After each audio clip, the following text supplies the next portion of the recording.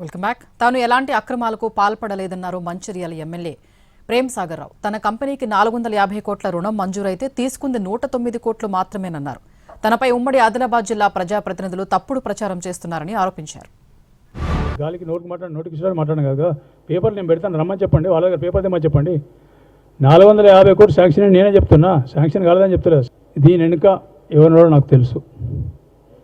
అది కూడా మా జిల్లా ప్రతినిధులే, ఉమ్మడి ఆదిలాబాద్ జిల్లా ప్రజాప్రతినిధులే చేసిన కార్యక్రమం.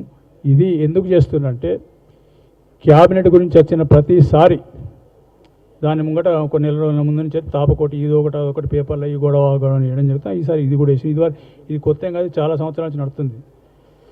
నేను అపోజిషన్ ఉన్నప్పుడు కూడా ఇట్లా బ్యాంకులో ఎగ్గొట్టిండు, అప్పుడే ఎగ్గొట్టినాను, ఇప్పుడు కడితే కట్టిను ఎక్కడ సంపాదించినట్టు.